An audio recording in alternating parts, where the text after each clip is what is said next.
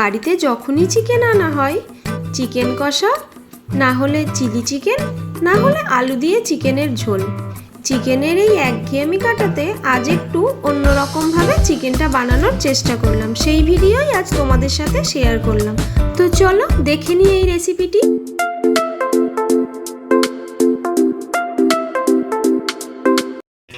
এখানে আমি 800 gram chicken নিয়েছি। তাতে 2 চামচ নুন আর 1 চামচ হলুদ দিয়ে দিলাম। এবার একটা মশলা বানিয়ে নিই। কয়েক টুকরো আদা, মোটা কোয়ার 6-7 কোয়া রসুন, একটা বড় সাইজের পেঁয়াজ, 2টো কাঁচা লঙ্কা আর সামান্য একটু জল দিয়ে খুব ভালো মিহি পেস্ট বানিয়ে নেব। মশলার পেস্ট থেকে আমি 1 চামচ মাংসতে দিয়ে দিলাম। ভালোভাবে মাংসটা এবার ম্যারিনেট করে নেব।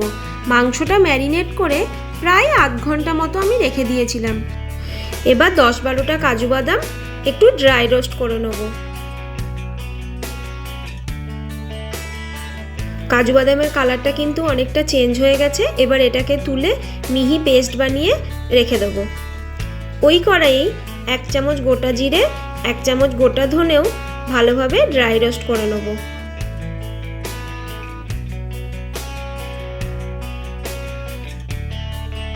গোটা মশলারও কালারটা অনেকটা চেঞ্জ হয়ে গেছে। এবার এটাকে তুলে মিহি পেস্ট বানিয়ে রেখে দেবো। এবার ওই কড়াইয়ে 2 চামচ তেল দিয়ে দিলাম। তেলটা গরম হয়ে এলেই ম্যারিনেট করা মাংসগুলো এক এক করে তেলে দিয়ে দেব। মিডিয়াম ফ্লেমে মাংসগুলো উল্টে পাল্টে হালকা একটু ভেজে নেব। মাংসগুলোকে সব উল্টে দিলাম। আরেক পিঠ ভালোভাবে ভাজার জন্য কয়েক মিনিট অপেক্ষা করব। দেখো 2 পিঠই ভালোভাবে লাল লাল করে ভাজা হয়ে গেছে। এবার এক এক করে মাংসগুলোকে তুলে নেব। একইভাবে বাকি মাংসগুলোকেও আমি এপিঠ ওপিঠ লাল লাল করে ভেজে তুলে নেব। খুব বেশি ভাজার দরকার নেই, মিডিয়াম ফ্লেমে একটু লাল হলেই তুলে নেব। এই মাংসটা থেকে খুবই জল ছিটকাচ্ছিল, তাই এই মাংসগুলো আমি ঢাকনা দিয়ে ভেজে নিয়েছিলাম। এবার 1 চামচ গোটা জিরে ফোড়ন দিয়ে 2টো বড় সাইজের খুব কুচি কুচি করে রাখা পেঁয়াজ এতে দিয়ে দিলাম। ভালোভাবে পেঁয়াজটা ভাজা ভাজা করে নিতে হবে। পেঁয়াজটা একটু লাল লাল হয়ে এলেই একটা বড় টমেটো কুচি আর একটা রেড বেল পেপার এতে দিয়ে দিলাম। সবুজ ক্যাপসিকামটা আমার শেষ হয়ে গেছিলো, সেজন্য লালটাই দিলাম। এগুলোকে সব ভালোভাবে একসাথে নাড়াচাড়া করে নেব। টমেটোটা একটু গলা গলা হয়ে এলে আদা রসুন পেঁয়াজ আর কাঁচা লঙ্কার যে পেস্টটা আমি বানিয়ে রেখেছিলাম সেটা এতে দিয়ে দেবো। এবার মশলাটা ভালোভাবে কষে নিতে হবে। এখন এতে 1.5 চামচ হলুদ গুঁড়ো আর স্বাদ মতো নুন দিয়ে ভালোভাবে মিশিয়ে নিলাম।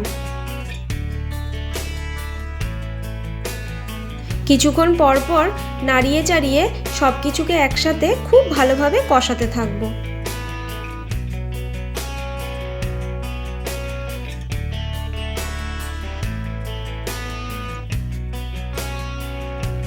মশলাটা দেখো খুব ভালোভাবে কষানো হয়ে গেছে। এবার ভেজে রাখা মাংসগুলো এই মশলার মধ্যে দিয়ে দিলাম। ভেজে রাখা চিকেনগুলোকে মশলার সাথে কিছুক্ষণ ধরে ভালোভাবে কষিয়ে নেব। আমি মিডিয়াম ফ্লেমে মাংসটাকে মশলার সাথে প্রায় 10 মিনিট মতো কষিয়েছিলাম। এবার এতে 1 চামচ চিকেন মশলা দিয়ে ভালোভাবে মিশিয়ে নেব। এই ধরনের একটা চিকেনের পদের সাথে ভাত বা রুটি খাওয়ার যে তৃপ্তি, তা সত্যিই অতুলনীয়। মাংসটা খুব ভালোভাবে কষানো হয়ে গেছে। এখন আমি ড্রাই রোস্ট কাজু বাদামের পেস্টটা এর মধ্যে দিয়ে দিলাম। আবারও সব কিছুকে ভালোভাবে মিশিয়ে নিলাম।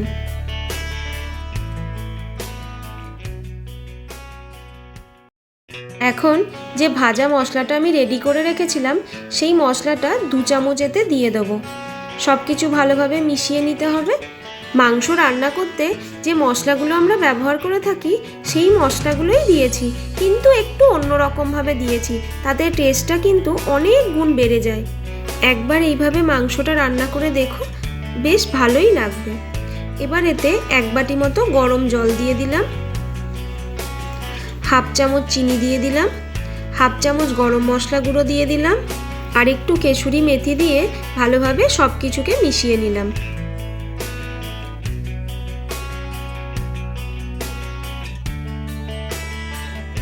এবার হাফ চামচ কাশ্মীরি লাল লঙ্কার গুঁড়ো আর দুটো কাঁচা লঙ্কা দিয়ে ঢাকনা দিয়ে প্রায় 10 মিনিট মতো হাই ফ্লেমে ফুটিয়ে নিয়েছিলাম। তোমরা যারা ঝাল খেতে পছন্দ করো এই পর্যায়ে সেই অনুযায়ী ঝাল দিয়ে নেবে। আমার ছেলে একদমই ঝাল খেতে পারে না, সেই জন্য আমি কোনো রান্নাতেই খুব বেশি ঝাল দিতে পারি না। পরিবেশনের সময় প্রায় 20-25 মিনিট পর মাংসর কালারটা দেখো কি দুর্দান্ত এসেছে, আর খেতেও একদম মাখো মাখো হয়েছিল, মানে স্বাদটা জাস্ট দুর্দান্ত হয়েছিল।